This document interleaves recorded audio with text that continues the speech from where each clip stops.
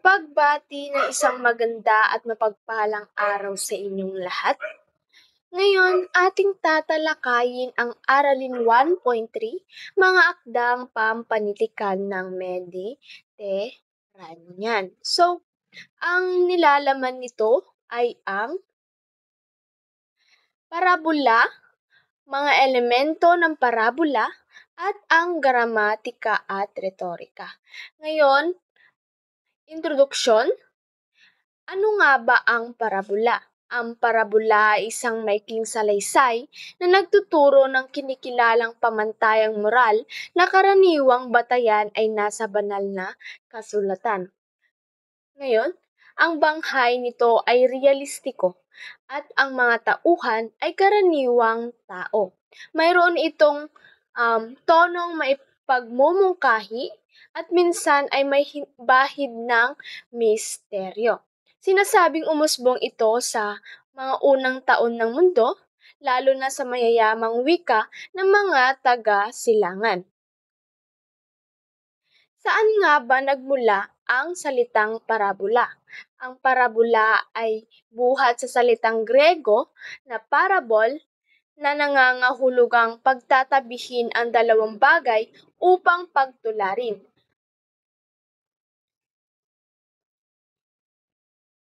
Gumagamit ito ng tayutay na pagtutulad at metapora upang bigyan ng diin ang kahulugan. So, bilang bahagi ng pag-aaral sa konteksto na ito, nabanggit ang Syria, isang bansa sa Timog Kanlurang Asya na dating bahagi ng Levant, ang rehiyon kung saan matatagpuan ang pinagmulan ng maraming sinaunang kwento. Ngayon, dumako na tayo sa mga elemento ng parabola. Una, tauhan.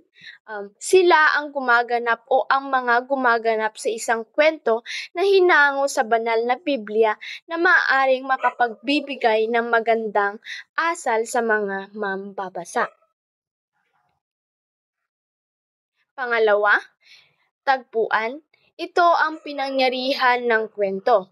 Maaring ito ay tumutukoy sa lugar na pinagdausan ng kwento, oras at panahon. Ang tagpuan ay pwedeng maaring maging marami, depende sa istorya. Pangatlo, banghay.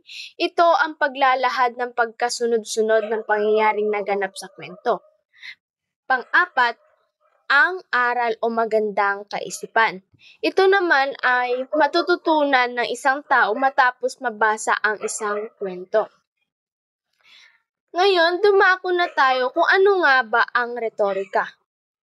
Ang retorika ay isang mahalagang kaalaman sa pagpapahayag na tumutukoy sa kaakit-akit at magandang asal ng pagsasalita at pagsusulat. So, pinag-aaralan dito ang ukol sa mga tuntunin ng malinaw, mabisa at kaakit-akit na pagpapahayag. Ito ay sining ng pakikipag-usap at pagsusulat. Samantalang, ito rin ay galing sa salitang retor o salitang Grego na nangangahulugang guro o mahusay na orador o mananalumpati. Ngayon, dumako naman tayo kung ano nga ba ang gramatika. Ang gramatika ay tumutukoy sa sistema at istruktura ng isang wika o ng mga wika sa pangkalahatan. Ang tungkulin nito ay pangalagaan ang kawastuhan ng wika upang maging malinaw ang pagpapahayag. May dalawa itong gamit.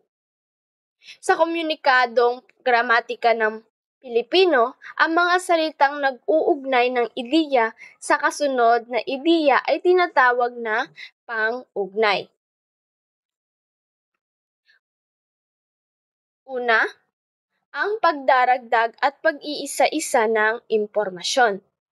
Ginagamit ito sa paglalahad ng pagkakasunod-sunod ng pangyayari. Halimbawa, pagkatapos, saka, unang sumunod na araw, sa dakong huli, pati, isa pa, at gayon din.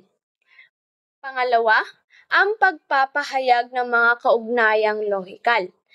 Ito ay ginagamit sa paglalahad ng dahilan at bunga, paraan at layunin o kondisyon at kinalabasan. Halimbawa,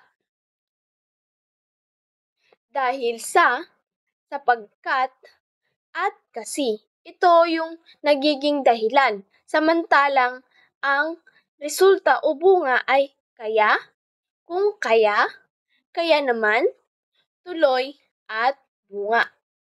Ngayon, sa paglalagom, ang parabola ay isang moralistikong panitikan. Ang bisa ng paglalahad ng parabola ay nakasalalay hindi lamang sa tauhan, tagpuan, banghay at aral nito, kundi maging sa maayos at malinaw na pagkakagamit ng pang-ugnay upang mabisang maihatid ang mensahe ng isang kwento. Maraming salamat sa pakikinig.